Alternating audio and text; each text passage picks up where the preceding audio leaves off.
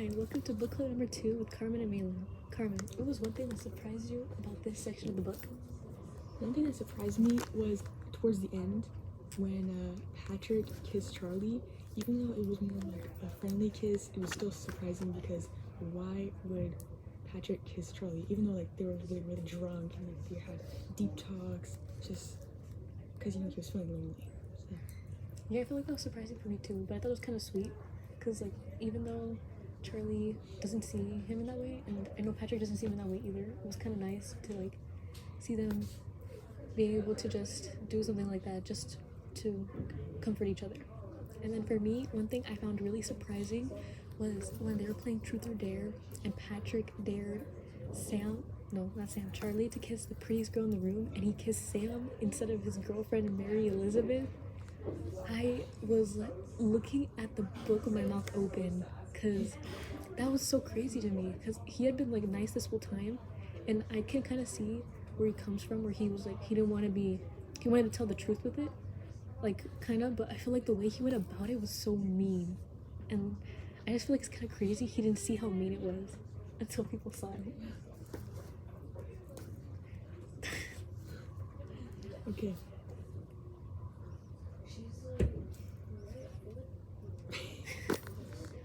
Okay, we can keep that in.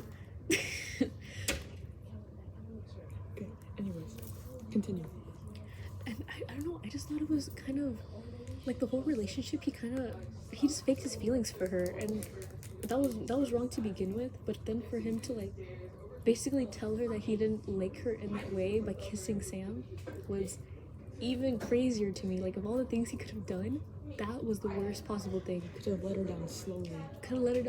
He could have told her from the beginning that he didn't like her in that way, but he continued to lead her on for like months. Was it like months?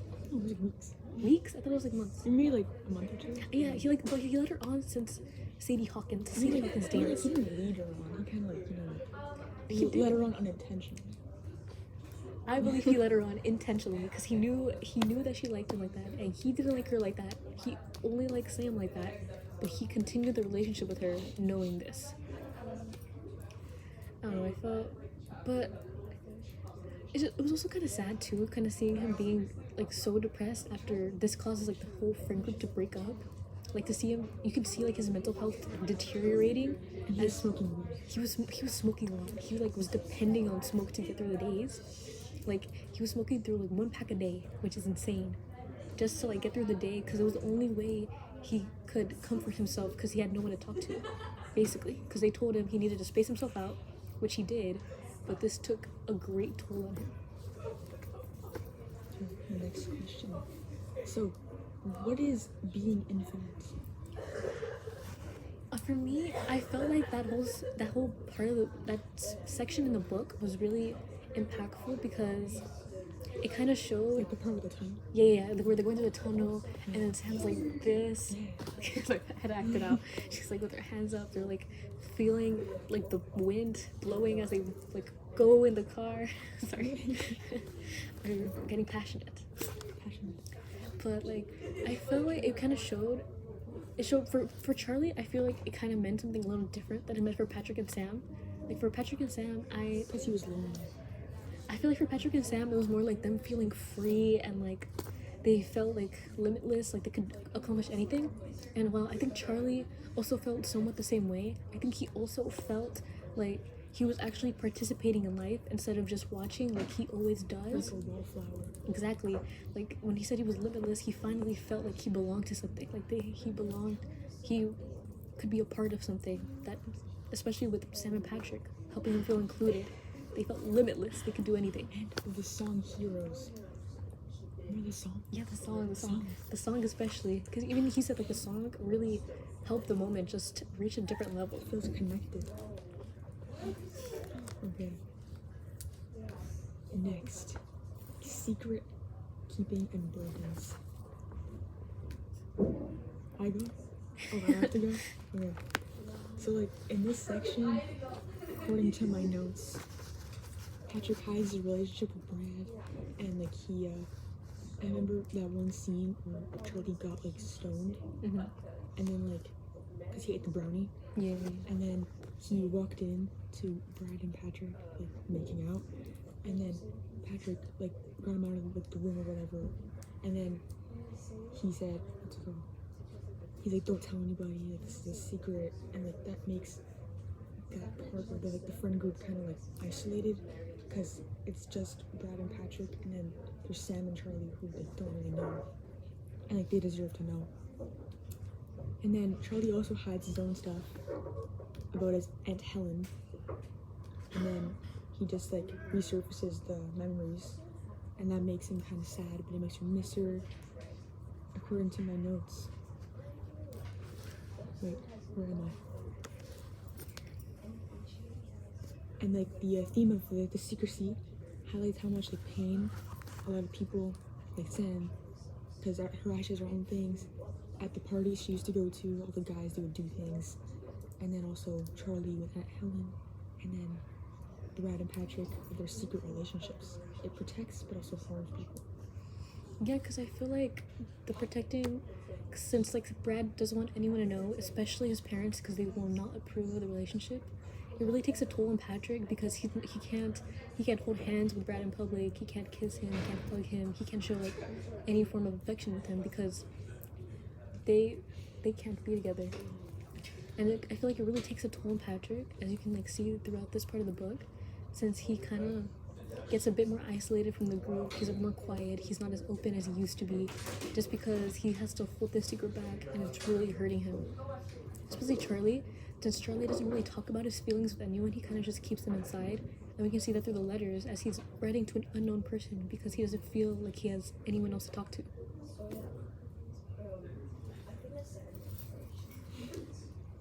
Okay, Charlie's involvement with the Gallery. So Charlie becomes more deeply into Sam, not because of her looks or personality too. She's very open, she's very free, she's like, Stream girl. yes, exactly. And he goes to more parties because also, what's that guy's name again? Ben? I know it's. Bob? I think, The guy I think it's Bob. I think it's Bob. No, Bob is the English teacher. Bill's the English teacher. Oh no, okay, Bob, it is Bob then. So he goes at more parties with Bob, and then he like smokes more weed and that kind of stuff, which is not good. But like, it's a step. Not a good step. But anyways, he takes part in like the adventures, like drives, or like, what was that one thing? I don't remember the other thing. But yeah, and he feels like he's one of them, according to my notes. He's like felt joy that he's never felt before. He feels very free, more open-minded, and more happy in general. He's not always positive, obviously, but it's still better than feeling negative.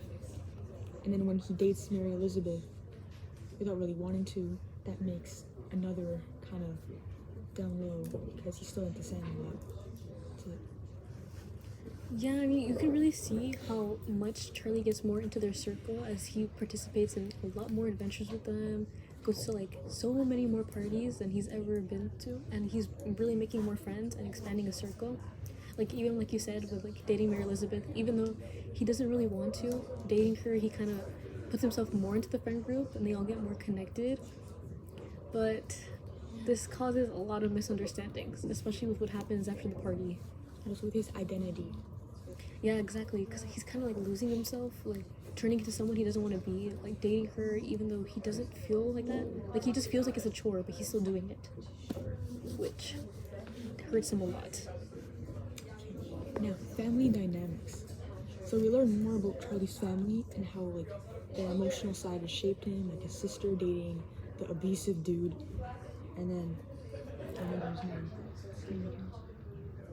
Her sister, His sister's boyfriend. I don't remember.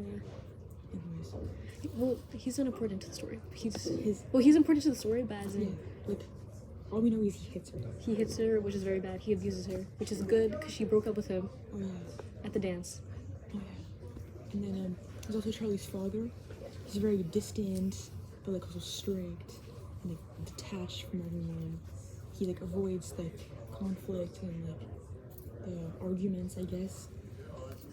And the sister obviously hides the abusive relationship until I think Charlie finds out, and then she says, like, I swear you better not tell mom and dad or else, kind of thing. So that puts Charlie in a position that he has to keep a secret that is not a good secret to keep because being abusive is not okay. And his older brother's away at college, he's doing these football things, and he seems like the golden child, he's like the prized possession of the family. And Charlie's just there, the youngest one, and he's trying his best or whatever. And he's just stuck in welfare. Yeah, I feel like with their family, they're all kind of separate. Like, you don't really see, like, every single person in the family being very connected to each other. Although you can kind of see more of the relationship between Charlie and his sister when he goes with her to the abortion clinic. You can kind of see how she really does care for him. But you can see she's going through her own things, especially with what she went through with her boyfriend, where when she told him that she was pregnant, he was like, no, it's not mine, it's not mine. He got mad at her. And that kind of helped her realize how bad of a person she was, and she was able to step away from him. But we can also see the toll it takes when she goes to the abortion clinic. Like, she really needed the support from Charlie. So it was really nice to see how they do care about each other in that way. And they're able to show their bond with each other. And I feel like even with the dad from the scene we saw earlier in the book, where only Charlie saw him cry, and he's never cried before in front of anyone, it kind of shows like the father wants to stay kind of with his own vision of being not that emotional, but like not showing his own emotions like that. Like, he wants to keep up with the not persona, you know what I mean? Like, oh, he wants to keep up with his child or something? No, like he kind of wants to keep connection. Not connection. I don't know the exact word, but he kind of want to keep the appearance of, I guess, not stoic, but they'll say stoic for now.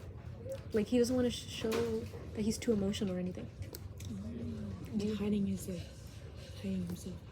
Yeah, and you can kind of see like the whole family is they're just kind of not as connected as they could be. But it's nice to see the little relationships in between with everyone. Okay, next one is love and relationships.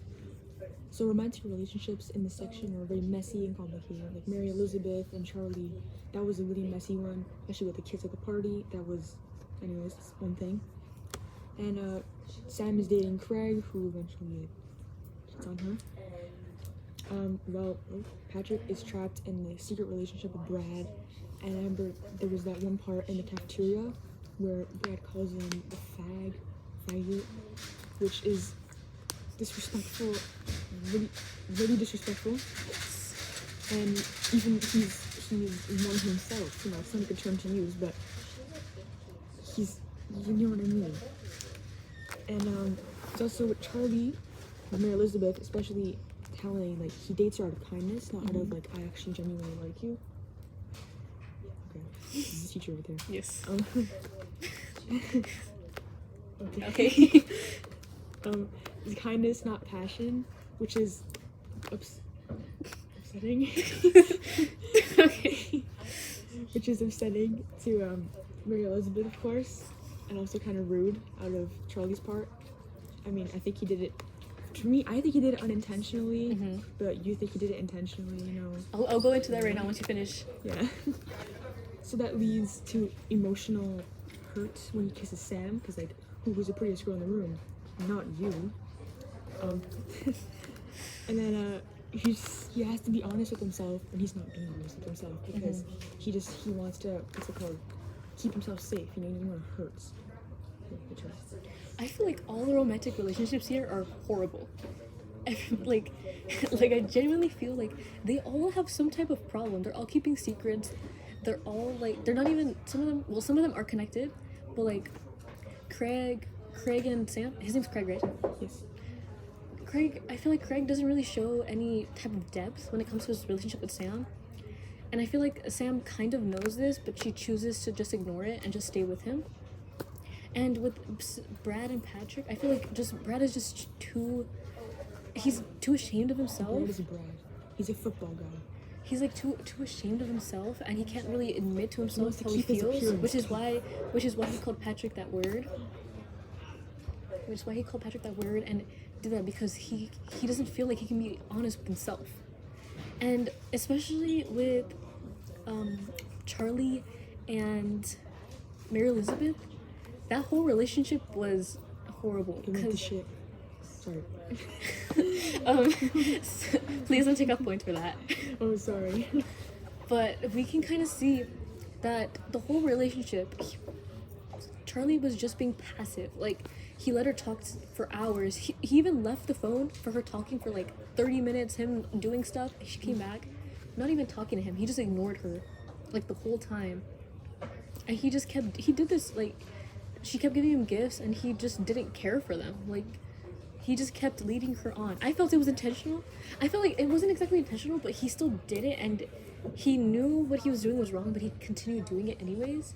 And especially for him to be like, kiss Sam at the party, and for Mary Elizabeth to find out in that way that he didn't think she was the prettiest girl in the room, which I feel like most people would assume you would kiss your girlfriend in that moment. And for him to not kiss her, I feel it was really mean.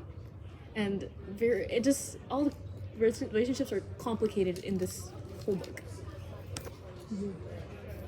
Okay, bye. Well, thank you for listening. Yes.